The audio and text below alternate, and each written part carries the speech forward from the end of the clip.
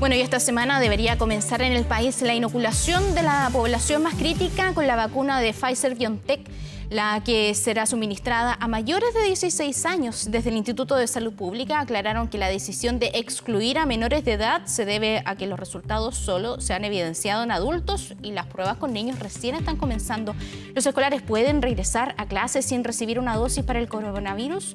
Lo analizamos junto a Jean-Paul Wilhelm, infectólogo infantil de la clínica alemana. Doctor, ¿cómo está? Buen día. Hola, buenos días, Pamela. Sí. Bueno, quisiera que usted nos explicara con más profundidad el por qué los menores de 16 no pueden. Porque lo digo porque los niños, si vuelven a clases, se juntan, los más chiquititos juegan. Entonces, finalmente, es como que los niños y los adolescentes serían, después de la vacunación, el grupo vulnerable. A ver, los niños no se pueden vacunar porque la vacuna aún no ha sido estudiada en los menores de edad. Entonces, mientras eso no ocurra, el ISP no puede autorizar su uso en los menores. ¿Ya? Básicamente esa es la situación. Claro, pero ¿cuál es el riesgo que existe, por ejemplo? Porque se están iniciando recién los estudios. ¿Cuál es el peligro que hay para un menor de 16 años? Probablemente no hay más riesgo en los menores de 16 años que en la población general en cuanto a la vacuna y los efectos adversos que pueda tener. Pero siempre por un principio precautorio, mientras las vacunas no sean estudiadas en grupos especiales, esos grupos especiales no pueden recibir no solo esta vacuna, sino que todas las vacunas. Recordemos que el estudio de una vacuna demora de 5 a 10 años, en este caso ha sido súper acelerado como una forma de tratar de controlar la pandemia, ¿no? Así que los grupos especiales, ya sean menores de edad, embarazadas, inmunosuprimidos, lamentablemente van a tener que esperar que salgan los estudios que confirman nuestra sospecha que la vacuna es segura también en estos grupos especiales. Doctor, ¿y cómo se inicia la vacunación en niños? Porque para uno participar de un ensayo clínico tiene que manifestar su intención, es voluntario. Pero en el caso de los niños, ¿cómo se le pregunta, por ejemplo, a alguien de 5 años si quiere ser parte de un ensayo? Ya, en los ensayos clínicos, en niños menores, se busca el consentimiento de los padres, tiene que estar el consentimiento de los padres. Y en los niños ya mayores de 12 años, que es en el grupo que Pfizer ya inició los estudios de su vacuna, se busca lo que se llama un asentimiento, ¿ya? Que se le explica al niño un poco lo que se va a hacer, y si el niño refiere que no quiere participar, no participa del estudio. Pero eso se puede hacer en niños ya más grandes, a partir de los 12 años. Pero están esas dos condiciones, el consentimiento y el asentimiento. Claro, pero en los más pequeños entonces son los padres los que se hacen responsables ante cualquier efecto adverso que pueda tener su hijo, porque son ellos finalmente los que lo expusieron a que fuera parte del ensayo. Exacto, exacto. Y a ver, primero, por eso se hacen estudios en población adulta sana, y cuando uno ya tiene una cierta certeza de que la vacuna es muy segura, se pueden hacer los estudios en niños. Entonces, con esa información los padres pueden, consentir. Doctor, bueno, ya está claro, el presidente lo dijo, que espera tener vacunadas a 15 millones de personas al primer semestre del próximo año. Pero ¿están los niños fuera por ahora? Usted lo decía, todavía no hay resultados, no hay datos concretos. Por eso yo al principio le decía, ¿se van a convertir los menores de edad en el grupo más vulnerable? A ver, los niños se ha visto que no son el grupo más vulnerable en esta enfermedad. Son los adultos mayores, son las personas con patologías crónicas como hipertensión, diabetes, obesidad. Esos son el grupo objetivo. Y en las estrategias de inmunizaciones hay distintas estrategias, ¿ya? Erradicar una enfermedad, como es el caso de la viruela, pero eso es imposible cuando hay un reservorio animal, como en el caso del COVID. Después está el control de brotes, que es lo que hacemos cuando hay inundaciones o terremotos, evitar brotes de hepatitis A, y se vacuna a una población acotada. Después está tratar de cortar la circulación del virus, que es lo que hacemos con sarampión. Y eso sí requiere altas tasas de cobertura.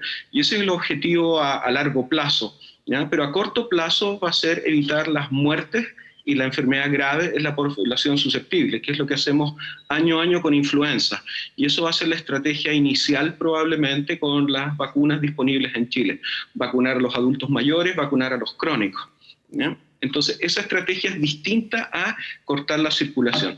Y el hecho de vacunarlos a ellos nos hace más susceptibles a los niños. Solamente no van a quedar protegidos en esta primera etapa, pero hasta el momento lo que hemos visto es que la enfermedad es mucho menos frecuente y menos severa que en los adultos. Claro, salvo que se han dado cuadros inflamatorios en algunos niños. Sí, sí, está el famoso PIMS, que es este síndrome inflamatorio multisistémico pediátrico, pero afortunadamente es poco frecuente, afortunadamente sí, pero es una enfermedad grave. Ahora, lo ideal es que protejamos a toda la población, eso es lo que todos queremos, pero hay que hacerlo lamentablemente con la evidencia en la mano, para evitar cualquier tipo de reacción adversa y que después retrocedamos en este proceso de vacunación.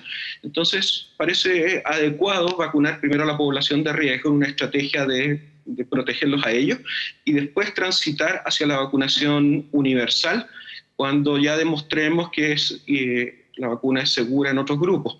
Para alcanzar esas tasas de cobertura sobre el 80% de la población, sí, vamos a tener que vacunar niños en algún momento. Claro. Doctor, ¿y cuánto podríamos demorarnos en tener resultados concretos para comenzar a vacunar a los niños y adolescentes, a los menores de 16? Sí, es difícil saber, ¿no? Como les decía, Pfizer ya inició estudios en mayores de 12 años, no en menores de 12 años, y Moderna anunció que va a comenzar en diciembre estudios en menores de edad. Yo estimo, y eso es lo que dicen expertos y conocedores de la situación de la industria farmacéutica, que probablemente demore un año. Ojalá estemos en septiembre vacunando a los menores de edad. Doctor, ¿y qué pasa también con las otras vacunas que estarían llegando a Chile con las dosis, por ejemplo, de Janssen, de Sinovac, de Oxford? ¿Y qué pasa, digo, en la relación con los menores de edad también? ¿Se están haciendo trabajos o todavía están en espera?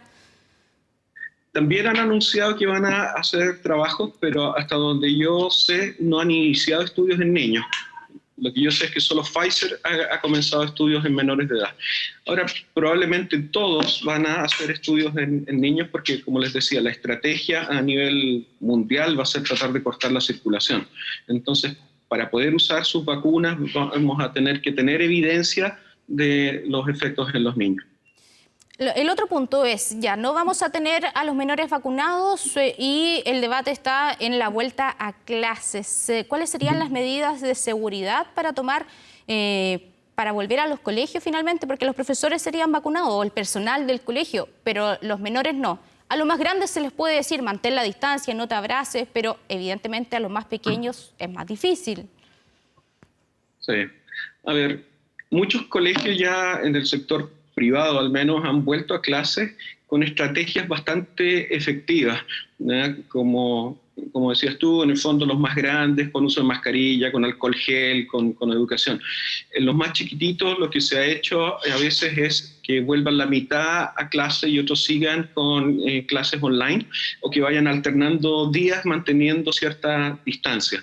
Eso es una estrategia que se podría aplicar. Probablemente a los más pequeños a nivel de sala cuna y educación prebásica va a ser muy difícil. Sala cuna, ¿por qué? Porque se da generalmente estos contagios dentro de los recintos, influenza, rotavirus, ¿se comportaría de la misma manera?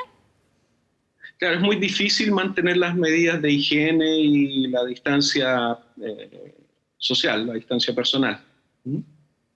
Claro, pero si están vacunados, por ejemplo, los profesionales que trabajan en una sala cuna, y toman todas las medidas de resguardo, de todas maneras, ¿es un riesgo para las guaguas, digamos, estar en esos lugares?